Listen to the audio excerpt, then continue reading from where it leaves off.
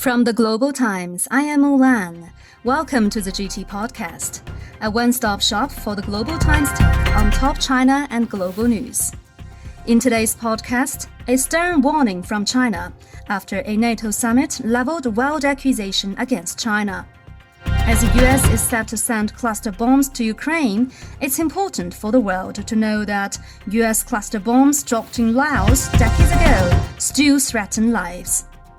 Chinese officials express firm support for platform economy, in clear rejection of foreign media hype of so-called crackdown. What does Chinese modernization look like? China's rapid development of high-speed railway is an embodiment. British author captures China's growth in his new book, and he has a message for China's youth. Impress the world with an innovated in China mindset. The National Atlantic Treaty Organization, or NATO, held its 2023 summit in Vilnius, Lithuania. While the summit largely focused on the Russia-Ukraine conflict, it also leveled wild accusations against China. In a communiqué, NATO described China as a systemic challenge. It also stated that China's stated ambitions and coercive policies challenge our interests, security, and values. Overall, the communiqué mentioned China much more than the past summit declarations. That has drawn a stern response from China. Wang Wenbin, a spokesperson for the Chinese Ministry of Foreign Affairs, said that what's said in the NATO communiqué is a complete opposite of the truth, and the product of Cold War mentality and ideological bias. China strongly opposes the statement. In addition to lies against China, NATO also sought to expand cooperation with four so-called Asia-Pacific partners: Japan, South Korea, Australia, and New Zealand, which is being viewed as an eastward expansion of NATO. A Global Times editorial noted that, at the summit, observers saw NATO become more ambitious and aggressive. When NATO is being arrogant, we must sternly warn it of 2 points.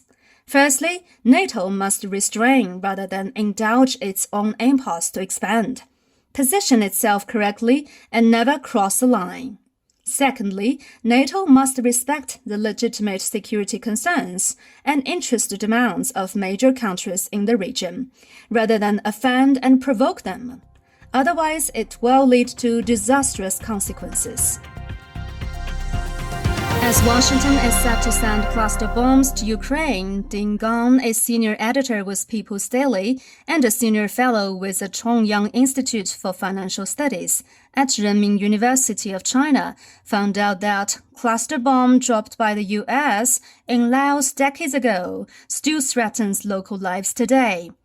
It is estimated that between 1964 and 1973, the U.S. military dropped more than 2 million tons of bombs and 270 million cluster munitions on Laos, of which about 30% remain unexploded, and about 80 million bomblets are scattered and hidden on the Laos soil.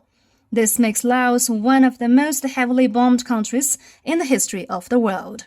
According to the UN Development Program, more than 50,000 people have been killed or injured by unexploded ordnance, or UXO, in Laos from 1964 to the present day, and more than 20,000 villages, or about one-third of the total number of villages in the country, continue to be under the threat of UXO. Meanwhile, cluster bombs that the U.S. military dropped in Laos 50 years ago turned out to be the biggest challenge to the construction of the China-Laos high-speed railway.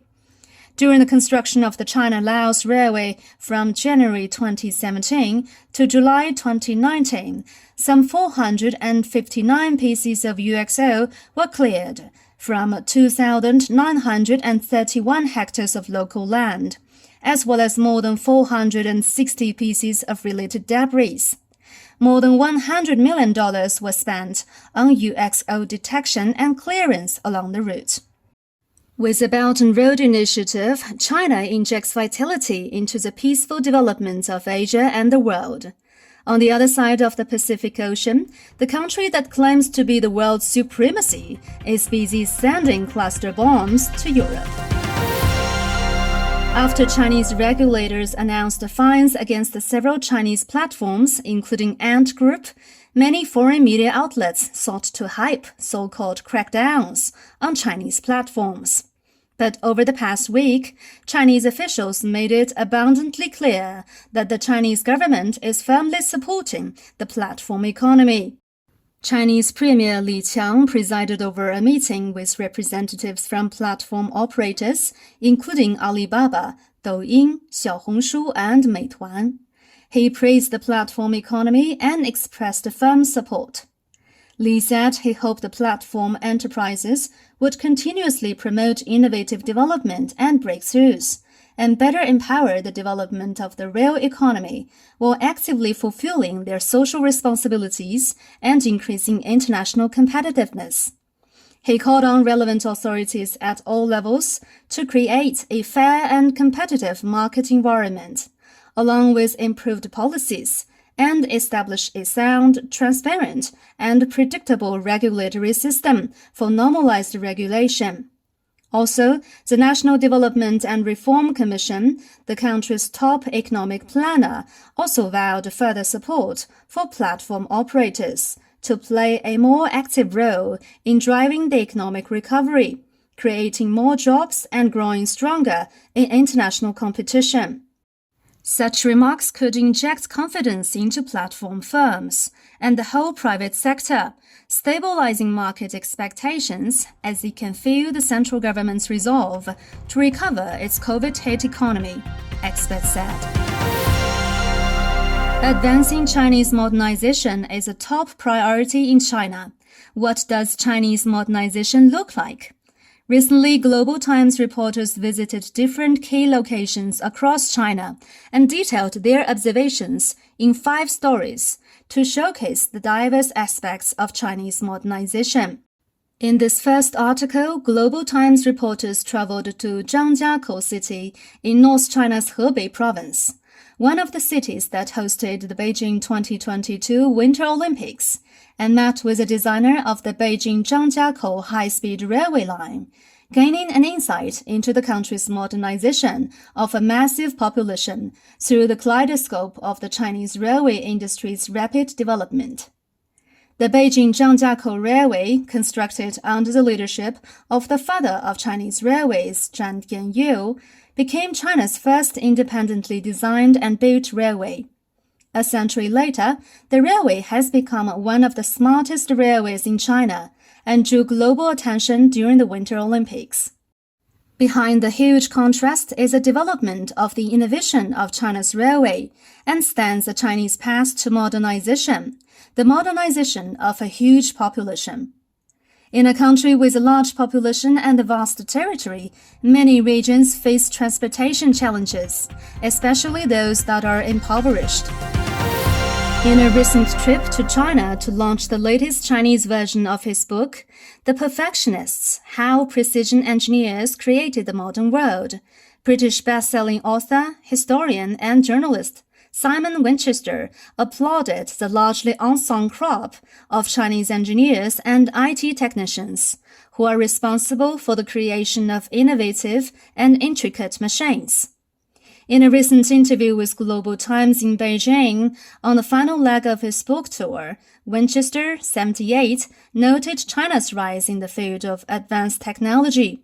Winchester said that when he talked with young Chinese engineers and university students, he was moved by their intellects, openness, and the great potential for innovation they possess. With his book, he hopes to encourage young people in China to know that they can create achievements that will impress the world through more an innovated in China mindset. That's all for this edition of the GT Podcast with Mulan. Make sure to follow the Global Times on Twitter and Facebook to stay tuned. You can also check out our podcast, articles, and much more on our website at globaltimes.cn. Thank you for listening.